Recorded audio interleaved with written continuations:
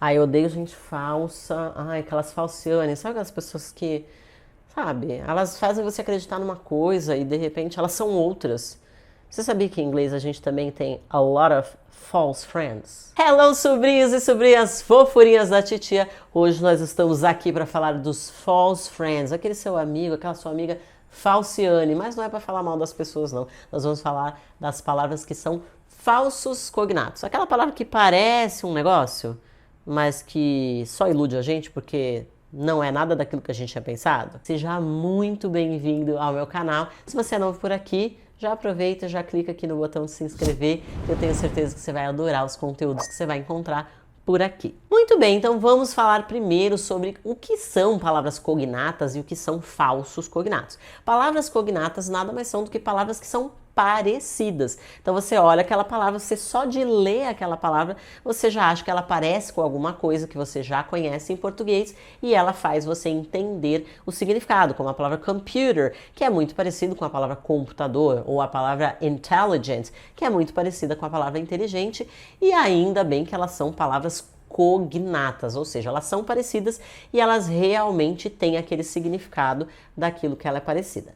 Mas as palavras falcianes, os falsos cognatos, eles são aquelas palavras que parecem muito mesmo aquela palavra em português, mas não tem nada a ver com aquela palavra em português. E a gente vai começar com a palavra número 1, que é a palavra pretend. E a palavra pretend, ela significa pretender? Não, ela significa fingir. Então, sabe aquele seu amigo que finge que é seu amigo? He's just pretending to be your friend. Ele tá só fingindo ser seu amigo e não pretendendo. Para falar a palavra pretender, a gente usa o verbo intend. Intend. Depois a segunda palavra que confunde muito a gente, porque afinal de contas parece muito, prejudice. Prejudice, que parece muito a palavra prejuízo, mas que no final das contas significa preconceito. Um dos grandes clássicos da literatura inglesa se chama Pride and Prejudice, que significa orgulho e preconceito. E aí, comenta aqui, você já leu?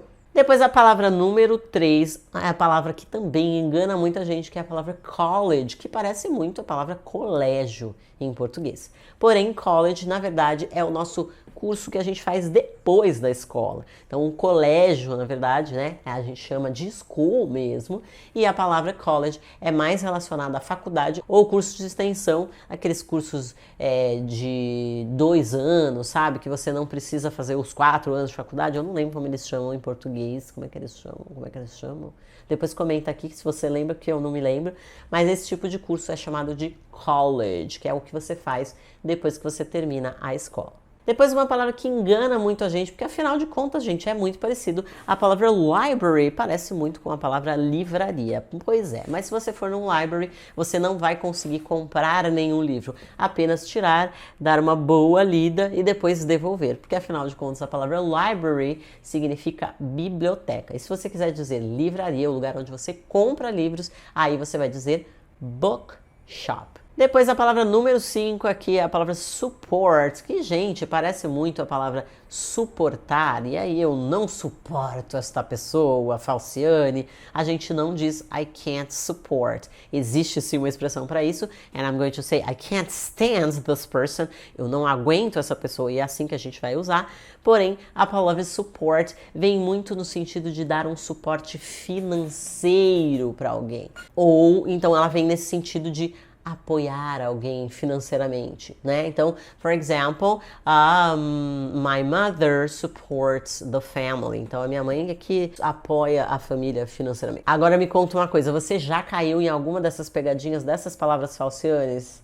Eu sei como é que é. Então, se você tá gostando desse vídeo, aproveita e já deixa o seu joinha aí e vamos embora pra gente continuar essa lista, que, ó, tem muita palavra que engana a gente aqui e a gente não quer mais deixar essas palavras enganarem a gente. A gente tem aqui a palavra intend, que eu falei pra você lá no comecinho, vamos ver se você lembra o que ela significa. Intend parece muito com a palavra entender em português, mas intend significa ter a intenção de. Então eu tenho a intenção de viajar, I intend to travel, por exemplo. E essa palavrinha aqui danada, a nossa palavra número 7, é a palavra parents, que é igualzinha a palavra parente em português. Ah, os meus parentes do interior vieram me visitar. Porém, em inglês, a palavra parents significa pai e mãe apenas. apenas, somente pai e mãe. E se você quiser falar da sua família, você vai chamar eles de relatives, ou você pode falar my family too. Depois a palavra número 8 é a palavra costume. A palavra costume, que significa, pasme você, não significa costume, e sim fantasia. Então, quando você vai numa festa fantasia, você vai num costume party. E não vai a uma festa fantasy, porque a palavra fantasy ela serve para duas coisas. Ou ela vai ser uma fantasia erótica, ou ela vai ser uma fantasia no sentido de o mundo fantástico de Harry Potter. É assim que a gente usa a palavra fantasy em inglês. E a nossa palavra número 10 é uma palavra que também engana muita gente, que é a palavra lecture. Lecture, que parece muito com a palavra leitura. E o que significa, então, a palavra lecture? A palavra lecture significa palestra, ok? E ó, presta atenção, eu não quero mais que você caia nessas pegadinhas aí dos falcianes ou das falcianes, das palavras que são falsos cognatos. Então, por isso eu separei uma lista de falsos cognatos com 50 falsos cognatos para você nunca mais cair nessas pegadinhas. E se você quer ter acesso a esse material, vai lá no meu Instagram, entra no @tiadoinglês e me manda uma mensagem com a palavra falciane, combinado? Depois a nossa palavra número 11, também é uma palavra que a gente erra bastante, que muita gente se engana com ela, é a palavra attend, que parece muito com o verbo atender em português, porém attend significa frequentar. Então, I attend the church every Sunday. Eu vou à igreja, né? Eu frequento a igreja todos os domingos. Depois a palavra 12, que também é uma palavra que parece que está escrito em português, gente, a palavra pasta. Pois é, a palavra pasta significa massas em geral da comida italiana, tá? E não a palavra pasta de colocar coisas dentro, que é aquela pasta de executivo, pode ser um briefcase ou aquela pasta que a gente guarda os arquivos ou os papéis, que se chama folder. A palavra número 13 é a palavra sensible, que sim, parece muito com a palavra sensível, mas que não quer dizer sensível e sim sensato. Então, se eu quisesse dizer que ele teve uma ideia muito sensata, I'm going to say he had a sensible idea. E a palavra número 14 é a palavra realize, que parece muito com a palavra realizar, e muita gente acaba errando falando, I realized a dream, eu realizei um sonho. Porém, realize significa se dar conta de alguma coisa. I realized I was late. Eu me dei conta que eu estava atrasado, ok? And that's how you're going to use it. E por último, a gente tem aqui a palavra shoot, que parece muito com a palavra chute em português. Então, vai lá, chuta. Não, em inglês a gente não vai usar isso não.